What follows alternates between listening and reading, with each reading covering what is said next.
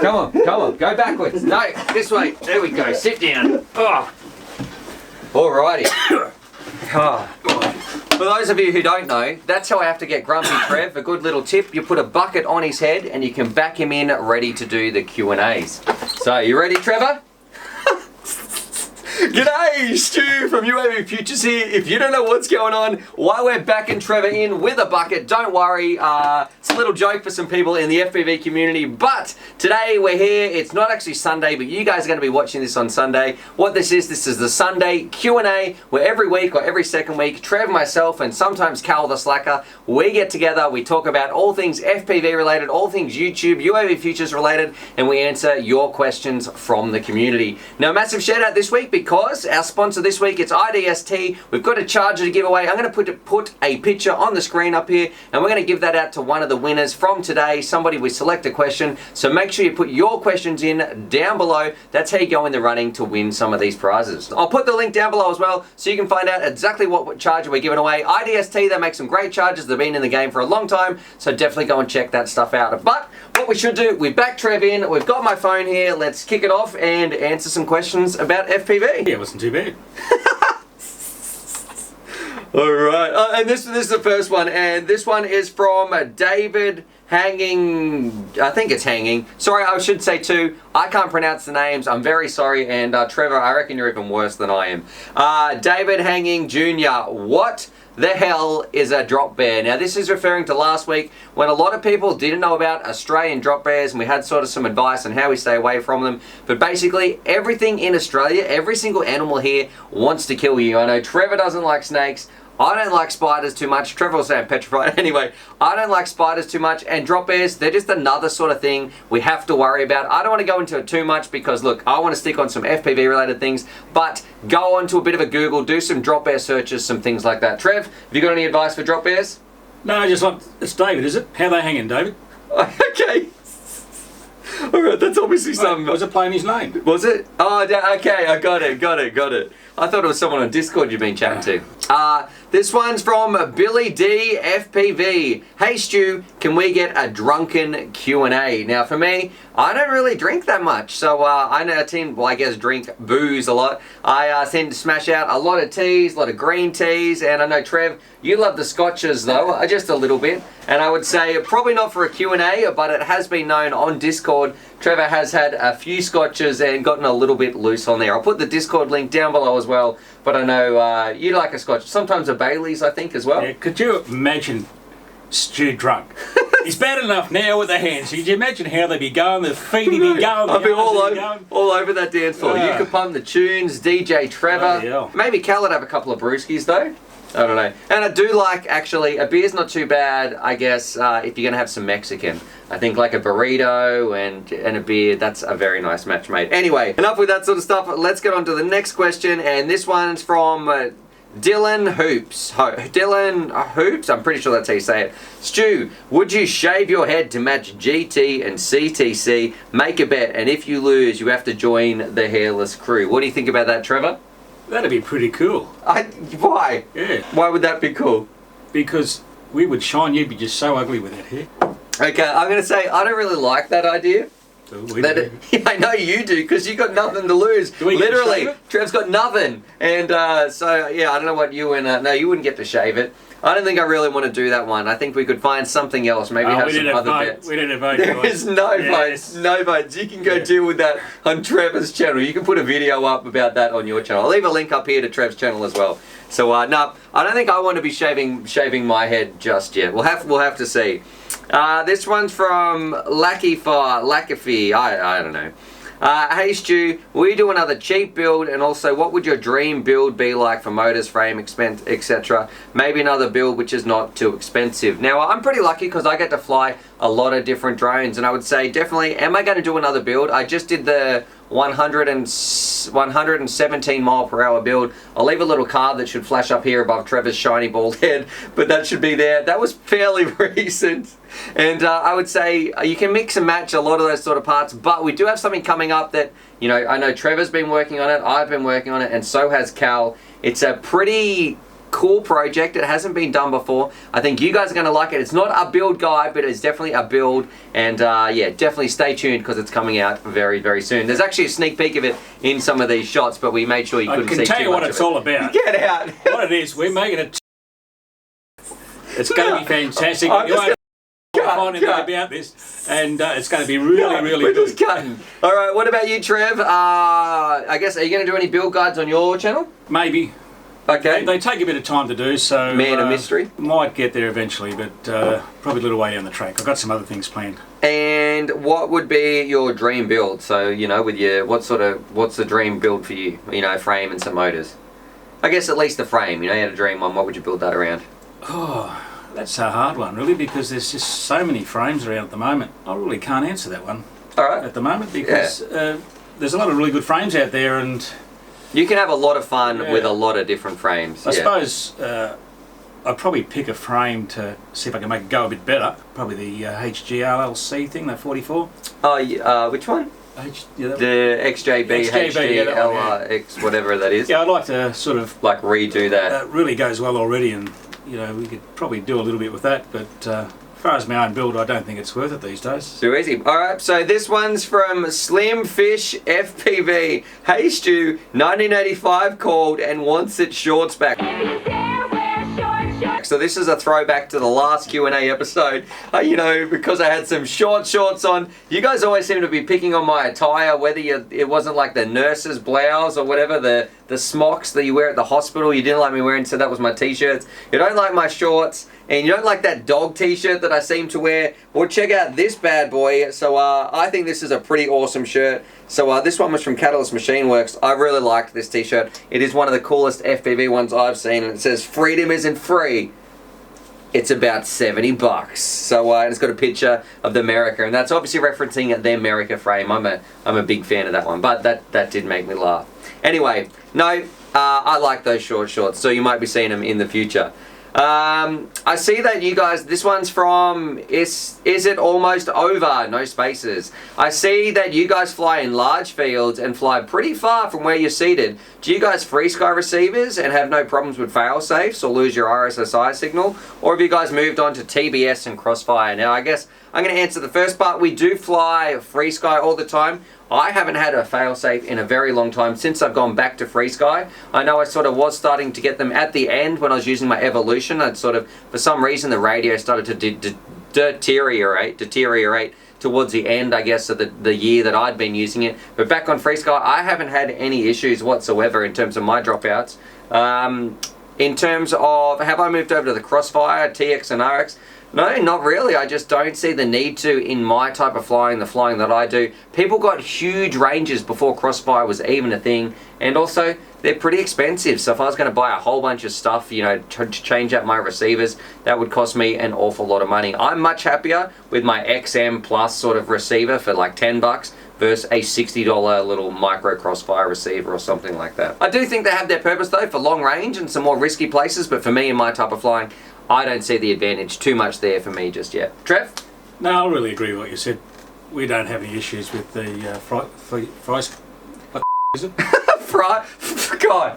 Free Sky. Some people call it FR Sky, but it is Free Sky. It is Free Sky. Yeah. Since we've been using those, we haven't had any dramas at all, and we do fly even further. Some of this, we don't show you some of the stuff on our track where we go actually further out and still don't have any dramas. So yeah, and the thing is too, if you're flying a long way away and you crash, we're lazy buggers. It's a long way to go and walk and get that. So that's probably why we stay within like that, I guess, what, 500 meters or something like that usually?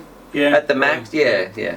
Anyway, moving on. This one's from Roth Wilson. Hey Stu, can we get a tour of the new digs? And yeah, absolutely. I am going to be doing like a bit of a more in-depth studio sort of thing and sort of how I put it together. I'm still working on some really cool stuff, putting up some sound tiling, those sorts of things. They're coming in the future. You know, it's going to take a little while. I want to get it right because I want to make the best content for you. I want to show you my editing room, my and the filming studio, all that sort of stuff. Yep, it's definitely coming. I've just got some other things that I'm working on as well. So that's got to get right. And I'm trying to make content for you guys as well, like the normal sort of working stuff. We're going to get a tour of this place. We've already had a tour of this place. Yeah, we had a tour of this one, yeah. This one's from Lee Sherrill. You know what? And I have this sinking feeling. One you could pronounce. Yeah, I have this sinking feeling though that I just want to check that I pushed record on the camera. Uh-oh. And we did. Oh. All right. G'day, Stu, GT, and CTC.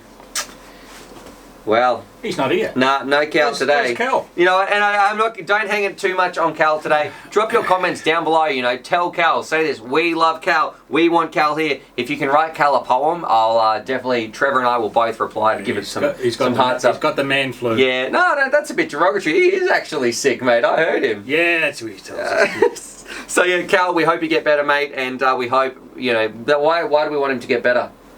Because he's got to come flying with us. Well, I just don't want him to give it to us. So that's a good point. Yeah. Anyway, this one's from Lee Sherrill. Good day, Stu, GT, and CTC is not here. Do you guys think there is any need to balance your props, or that the quality is well enough that there's no need? Thank you guys for the continued help. When do you balance your props, Trev, that we get? We're talking about like a pack of. You got some Cyclones or something there for people to have a look at? Well, the last time So yeah, we're talking about. So when you get one of these sorts of props. Do you balance these? Well, the last time I balanced a prop was probably 4.5 years ago. Yeah. And haven't bothered since, because the quality of these things now is excellent. Even when you do bend them every now and then, straighten them up, and they still fly right. Yeah, absolutely. The quality now is so much better than it used to be, and Betaflight handles it a lot better as well. I know I used to have to balance props. Every single one you get, they would break super easy. You put them on this little sort of spindling spindle. I don't know what you have. Prop balancer was actually. I'll see if I can find a little picture. They're probably, if you're making prop balancers for multi-rotors and drones, you'd be out of business today because no one does it anymore. We used to have to put bits of tape, bits of glue, and then you break them. But it did make a difference. Nowadays, they're ready to rock and roll out of the box. You're not going to have any issues. So anyway, do you reckon I can hit the camera on the lens? Go on, here, crack it, make it look better. I missed it by a mile. I've got to look for that now. You're never going to find that, Trevor. There is so much stuff behind that camera. This one's from Lord Nation. I think we might have answered some of his before. Hi Stu, I really want to start making FPV videos on YouTube. I'm not a great pilot though. Should I wait till I have better skills to make more videos or just start recording? And I'm going to say, look at Trevor. Worst pilot ever. Did that stop you? No. didn't even bite whatsoever. Just everyone's got to start somewhere, you know, and you'll look back, record your stuff now, you look back on it and say, shit, was I really that bad? And you'll see the improvement through all your videos. What do you think when you look back to your first videos, Trev? I was really that good. Wasn't as many trees around on those days either. Yeah, there's big open paddocks. Yeah. 3S CMR. Actually, even before that, but yeah. Yeah, we used to look for paddocks that had no trees in them, and now we look for paddocks that have got trees in them. It's really weird how this sort of changes. I would say start making videos now because it's not so much about the quality. It depends what you're doing it for. If you're just doing it for you, then nothing should be stopping you. And if you're doing it because you want to make content for other people, well, the first and foremost thing, just make content about stuff you're passionate about. Don't worry too much about the production quality. Just focus on your passion. And if you enjoy making it, I think that really shines through more than anything in your videos. I know that's worked a lot for me. My first videos were pretty terrible, and I was really happy with them though when it was all sharing the sort of... You reckon they've improved? So, you know, my first videos, yeah, were pretty shocking, but I love looking back at those things, and people still enjoy them back then, you know, even when I had that small amount of subs, under 100 subs, which blew my mind when that sort of reached 100. That still feels just as special as when I hit 100K. But I'm rambling, but yeah, just start making some content. Don't worry about your skills too much. If Trevor can do it, anyone can do it. This one's from TY. Hey Stu, how often do you get told off for flying drones, and how accepting is the community of them? Now I think you mean community like the general community, not the FPV community. But have you ever been told off, Trevor? No, not at all. What about for flying drones? No, not for flying drones either, actually. Okay, so you've never been told off in general, I guess? No, I've had everyone's that's ever come up to us has always been interested. Oh, you're talking seriously about that? Yeah, okay, yeah. And, so strangers who come up? Yeah, we've had strangers come up to us and take an interest. We've shown them the goggles and they've gone away in awe of what we're doing. They just think it's fantastic. We've never had an issue with anybody else. Well, let's clarify. You've never had an issue. I've had one issue about 3 years ago. Some guy came up and he obviously had something to prove, and he was very irate and saying he was some sort of policeman or something. And when we pressed him further, he didn't have a leg to stand on and couldn't produce any identification. And then when we started quoting the regulations and those sorts of things, he quickly zipped it up and realized that he didn't know what he was talking about, and we were actually in the right thing. So I've had one guy that sort of changed his mind. Most people, I would say though, seem to turn up and they're just interested. They're like, what is that? I've only ever seen those big white filming drones flying around that seem to just be noisy. I've never seen them actually do flips and go that fast. We put the goggles on and they're just in awe. It is one of the best things. Something I've wished I had have done from the start would just be like recorded each one of those people and their reactions when they first try some FPV, because it is something really, really special. Anyway, so yeah, most of the time the general community is pretty accepting, but we're not silly billies when we're doing it. We're not in really public places. We tend to go far away. We're always safe. We're always respectful. We're not hovering around sporting games or where people are having picnics and those sorts of things. So that probably goes hand in hand. If you're doing those things, well, some people are probably going to get upset. That's a long answer. Yeah, well, it's true though. If you're in the wrong places, yeah, you probably shouldn't be there anyway flying if there's too many people around. Yeah, generally I think people are pretty good. CT, this one's from Benjo Charlie. CTC, aka the NASA scientist of UAV. I got to admit, Cal does seem to have a lot of knowledge. He sort of is like the scientist. He's always talking about the theories and all sorts of different things when he's talking about it. Stu, aka too bloody excited for his own good, and Trev, aka the blue light disco mystery dancer. I have a question. Does diversity really make that much of a difference? I mean, looking at the specs on some cloverleaf antennas out there like the Pagoda 2, etc., how much of a difference does it make to your flying? So with our flying, do you want to go first or do you want me to go? No, you can go first. All right, so how much of a difference does diversity make to our flying? I would say not, to be honest, not too much. It's a great feature to have. I definitely think it has its place and its uses, and you do get a benefit from it. It does make a difference. Is the difference massive to my sort of flying and the tracks that you see me flying in my videos? No, not really. Only behind some really thick scrub when I can get that patch antenna sort of in the right direction, I might get a few less dropouts, and if I can improve it with diversity, why not use it? But if you can only use one antenna, don't worry, you're still going to have a great time. And we flew around, I know I flew around for a long time without diversity for a very, for like the first year or maybe year and a half or something like that before I actually got into diversity. So look, it does make a difference, but it's not as big as you think it might be. If you can only afford a cheap one and you're just doing some normal sort of close track flying, it's okay to get something that only has one receiver built in. Trev? What was the question?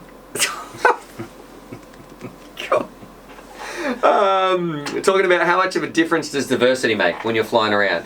Oh, look, it does make a little bit of difference, but it doesn't really concern us too much. Some places we fly at, maybe, if we go along around a lot of trees and stuff, but other than that, no big deal. I reckon if you were going to do some long range as well, that would definitely comes into play. If you're flying 25 milliwatts, you really probably would need that. If you're running a higher level, probably not so much. Yeah, that's another thing. Your power level will make a difference. If you've got more power, I guess it's easier for your normal receiver to pick it up like your cloverleaf. We're running 25 milliwatts, it's really good for us. This one's from Straight Jacket with an 8 in there. Hey gents, love your work. Stu, has Trevor made room for his bar fridge yet? Trevor ain't made room for nothing in here. He's just pushed it does look organised. He's just pushed more stuff in here though, like the Tetris master. So have you made room for a bar fridge? I reckon we get one over there. Yeah, if you push those other things at that, what is that? What's that against the wall? That's an air hockey table. I have never seen that set up and I've been coming here for years, mate. No room for it, that's okay. Why. Because you've got everything else in here. Yeah. Okay, Trevor, explain what I've got in my hand and what's happened. What you got in your hand is a camera that doesn't work because the battery's gone flat, Stu. Fancy that? Yeah, I know. Okay, so we make jokes about it. I thought everything was going well and I brought the wrong battery pack. So I did charge one up, but turns out it kind of went flat. Anyway, I forget where we're sort of up to. Trev, we're talking about that. From DJ Kinder. Hey guys, curious how many quads you guys have lost, never gotten back, not broken. So flyaways, stuck in trees, you couldn't retrieve them, etc. How many have you lost, Trev? One. Yep. What's the story? I think I've heard this actually many a times. Yeah, just you guys have probably heard it too. Yeah. Sum it up. I was flying it, lost yaw, and it kept going, and bye. Best story ever. And you know what? I'm very proud of the fact I have never lost the quad. Out of all the times, I've never, you know, sometimes I've had them sort of go a bit haywire and it's been a bit of a mission, but I have never lost one. So Yeah, that's because when I was out with one person. Yeah. You go out with a dozen that we all went and looked for it. Get out. That's I'm why not the we one. find yours. I'm not the one getting mine stuck at the top of the tree, or trying to get mine stuck at the top of the tree. Like that video we just put up. What was that? It was the Diatone GT M3. Trevor thought he'd pick the tallest tree in the whole park and smash it into the top. You give me the furnace battery. Yeah. Okay. That seems to be a But thing, doesn't it? Did I get it stuck? No, you got it out. Anyway, moving on, because we're nothing but professionals here. So this one's from, this is Straight Jacket again. So, all right, we're going to answer this, but I don't like it too much when people put in multiple questions. Hey Stu, congrats on the new place, Stu. Hey gents, congrats on the new place, Stu. Out of all the gear you currently use, what do you think will be using the longest, and what are you planning to replace next? Now this is going to be a short and snappy answer because I'm pretty sure I've already answered him, but I'm going to say, what am I going to be using the longest? Probably my charger. What am I going to be replacing next? Probably my radio. I would love to get my hands on one of those thumb sort of free sky radios. Trev, what about you? My charger. Okay. Same thing. All right. And I'd have to say the radio as well, as a matter of fact. Too easy. This one's from Arc FPV, and I've got to say, if this is the same Arc that I met the other day, well, it was awesome to actually meet you. This could just be a coincidence, but if it is you, you know, it was great to meet you, and some really cool footage that I was very impressed with. But, hey guys, how's it all going? My question is to Stu, how did the house moving go? And this is where I'm going to get a little bit not emotional, but I'm being sincere here, Trevor, when I say I couldn't have done it without the UAVfutures crew. Like the core crew, the people who helped me with these videos. You know, there's a few people behind the scenes who do more work, I think, than sometimes they get credit for, like Jono, like Crash Test Cal, and you do a lot more than just sort of saying a couple of words and a rating out of 10. And I couldn't have moved, so thank you so much. I couldn't have moved without you guys, and Trev helped me drive the truck, and Jono was driving down, and Jono lives like a long way away, and Crash Test Cal, what are you doing? So yeah, so the move went really well. There was a heap of work, but I couldn't have done it without the crew. So Jono, Granger, Crash Test Cal, Grumpy Trev, yeah, thanks so much, mate. Thanks so much, guys. I couldn't have done it without you. Literally, I couldn't have. See, this is fine is asking, hi Stu, GT, and hopefully the slacker. First off, I think what you're doing and what you've done is amazing, chasing and living your dreams and sharing it with the rest of us. My question is, with all the quads you test, if each of you could only own one, which is it and why? Same money is no object, and Stu needs an actual nickname. So Trevor, what do you reckon Trev's already got a nickname that he's been saying a lot on Discord, so what is it? It's Flapper. Why? Well, you always flap in your arms.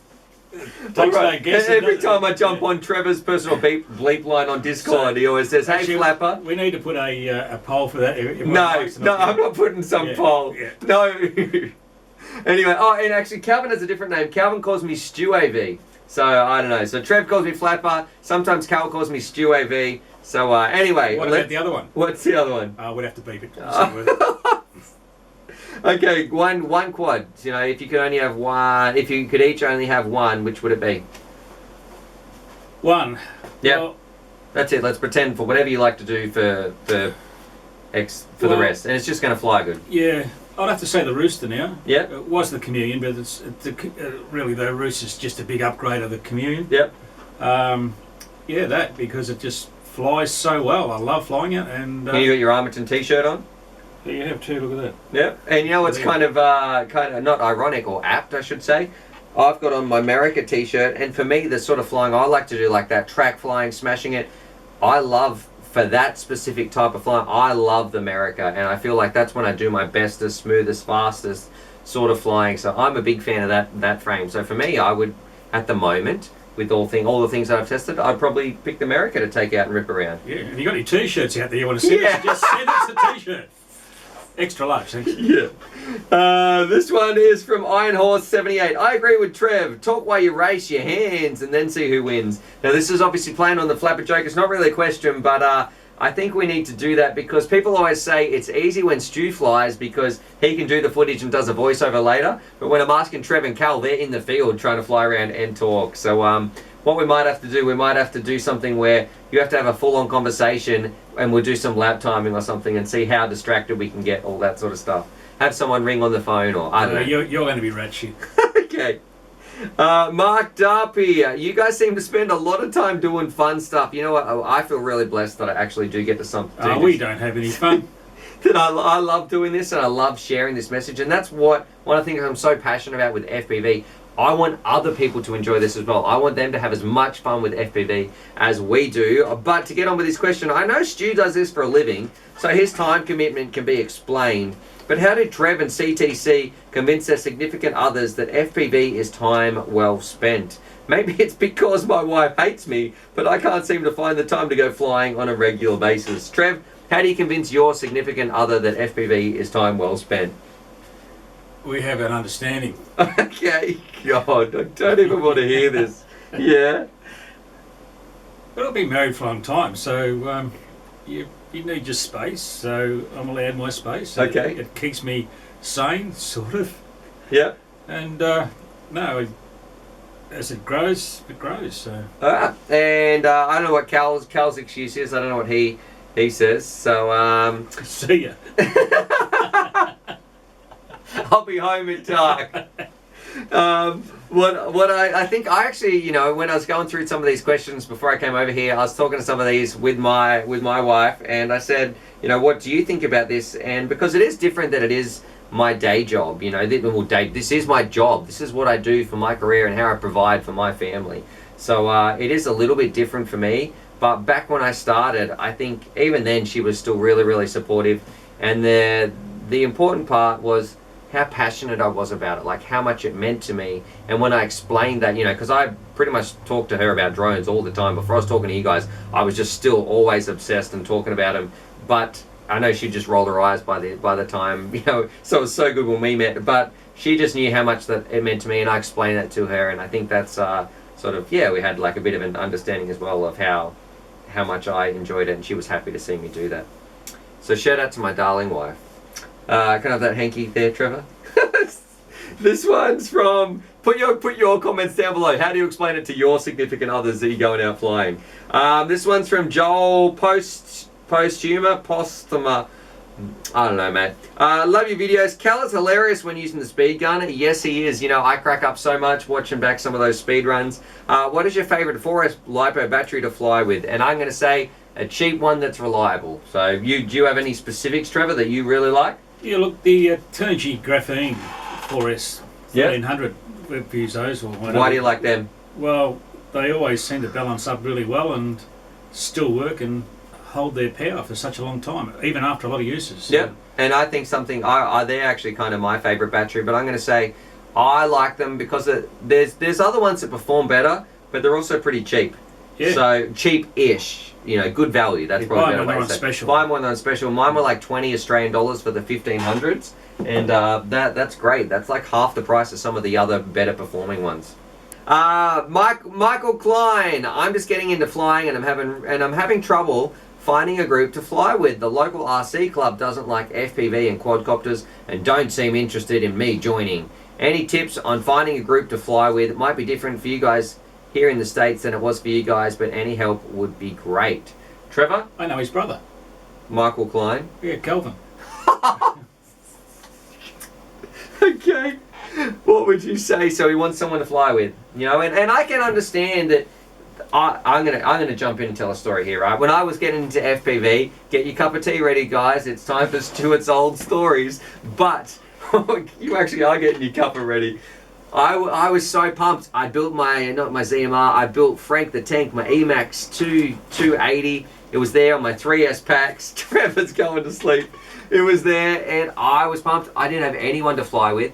I went up to the toy shop. I can still hear you. I went up to the hobby shop, and I was trying to talk to this guy about like, hey, look, FPV, is anyone doing that around? You know, this is really cool stuff. Just talking anything about drones. He didn't want to have a bar of it. He was more interested in just like plane flying, and he told me, oh, FPV, nah, no one's really doing that, mate. That's not very popular. Not many people like that. There's no real community there. That's my impersonation of him. I don't know if he actually sounded like that.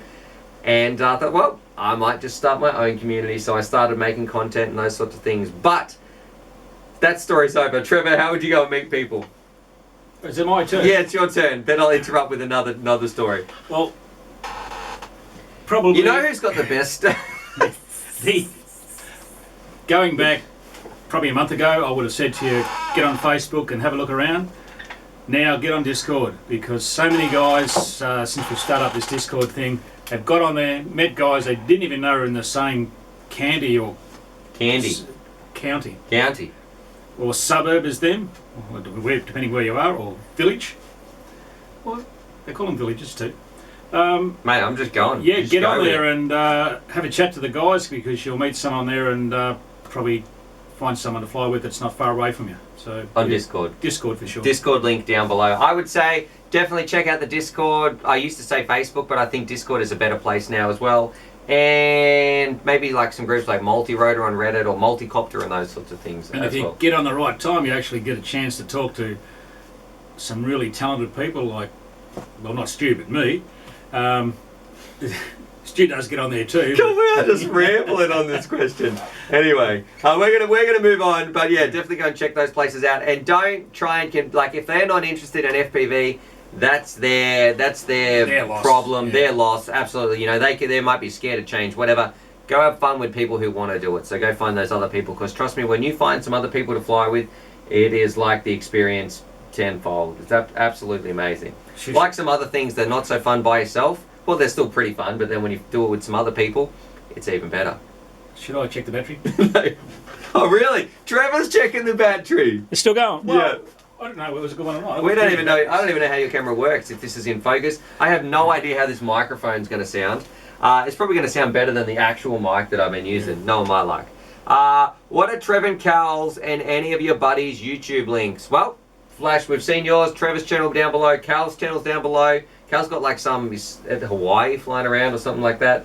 Shout out to Granger. Yeah, We'll put his RC video. Flyer. Yeah, so yeah, RC Flyer 101. I'll put his down below, and yeah, definitely going. That's their channels, and UAVfutures. Watch that one too.